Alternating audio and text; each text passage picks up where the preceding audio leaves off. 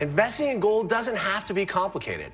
I'm Colin Plume, the CEO of Noble Gold Investments, and I want to take the time to show you how investing in a gold IRA can help you hedge your bets against inflation and other economic concerns on the horizon.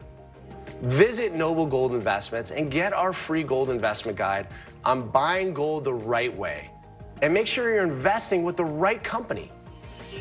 Visit noblegoldinvestments.com. Good evening. I'm still reporting on the coup. Remember, please like, share, and subscribe below. Former Congressman Jason Chaffetz subbed this morning for Maria Bartiromo, and there could hardly be a better person to do so on this opening topic. What to do about the lack of fair justice in the case of Hunter Biden taking tens of millions of dollars as his father's bagman in what at best is described as a bribery or pay-to-play scheme, and at worst, treason, selling secrets to China, currently our most treacherous enemy. The complexity of this issue is caused in part because the conspirators have been able to stretch out the fact-finding of the situation over years and years, and very few can keep all the relevant factoids in memory to explain how it all fits together.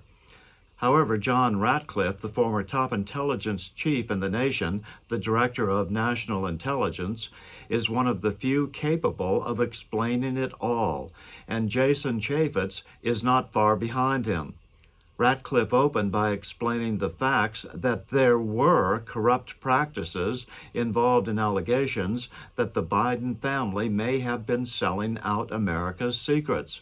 It's no longer a question of whether or not there's corruption. It's who's involved in the corruption. It's not a question of whether or not there's been a fair and impartial administration of justice, but who is involved in obstructing that justice.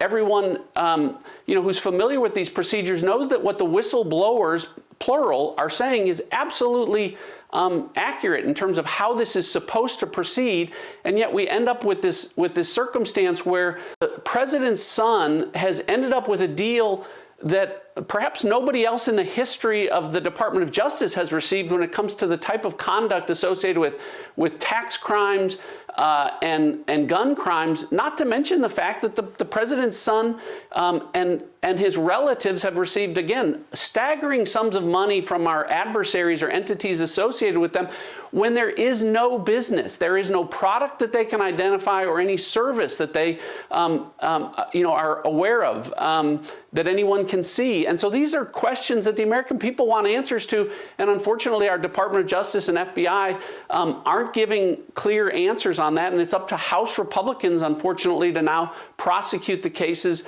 that the FBI and the DOJ clearly are not.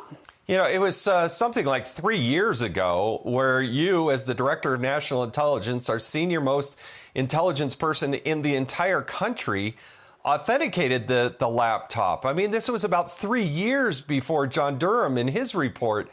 And yet there's still this discussion and lack of intellectual curiosity from the national media about the contents and the evidence that's found on that laptop.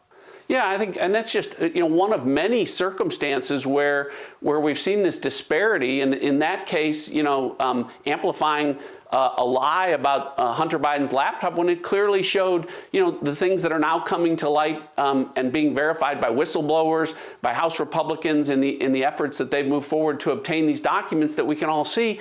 And these are frankly simple cases. Again, the two easiest cases to prosecute in Washington, D.C. are the gun and tax crimes against Hunter Biden, which have resulted in no felony recommendations, despite the fact that those recommendations were made, or the classified documents case against Senator Joe Biden. As you know, Jason, presidents, vice presidents, members of the executive branch are authorized to have possession of classified documents, at least at times. Senators and congressmen never are. The fact that Senator Joe Biden was in possession in 2 different locations of those documents, that's the easiest case in the world, to prove beyond a reasonable doubt. And yet we've heard nothing from the special counsel appointed by the Biden administration in that case. And so it underscores the disparity that we're seeing. Now wait until you hear the root cause of this growing unfairness inside the FBI and DOJ. You know, I think the next president is really going to have to do more than just replace the Attorney General and the FBI director, but really turn these entities inside out and address the cultural problem that has existed ever since Eric Holder said that he was Barack Obama's wingman and began to embed partisans throughout the FBI and the Department of Justice. And I think, you know, to identify this as a small problem is a mistake. It's a cultural problem. It's not a one-off issue. We're seeing it over and over again where there is a disparity of treatment in within the Department of Justice. Now DNI Ratcliff gets down to what is coming as a result of this deep-seated corruption. Chairman James Comer of the Oversight Committee has called what he's seeing with Hunter Biden and Joe Biden, the Biden family, organized crime. Do you think it rises to that level? Is that what you're seeing? Is that fair for him to suggest that this is organized crime? More than fair. Again, what product or service was provided by Biden Inc. for the somewhere between $10 and $40 million that family members have received from from foreign entities, many of whom are our adversaries? Ratcliff knows what he's talking about. This is all about the recent surge of Chinese nationals sneaking across our southern border. That, combined with the revelation that Chinese spy headquarters dressed up as benevolence associations, have sprung up across the nation. These could serve as intelligence centers from which orders to attack American infrastructure would be issued in the wake of the U.S. military taking on a Chinese invasion of Taiwan head-to-head.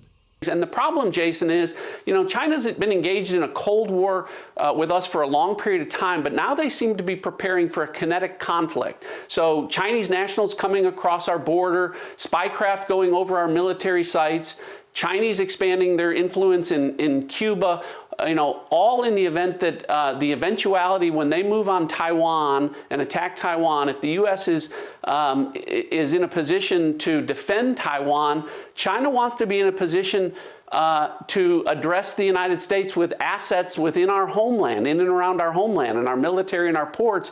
Our intelligence on that, Jason, is very clear, and yet the Biden administration over and over again refuses to confront China. And now we learn that the Biden family has received tens of millions of dollars from Chinese Communist Party related entities. So it's fair for Jamie Comer and others to speculate maybe this isn't an issue of cowardice, maybe it's not an issue of incompetence, maybe it's an issue of compromise. DNI Ratcliff uses a more polite word for this activity than I would. I would call it treason. I'm still reporting from just outside the citadel of world freedom. Good day.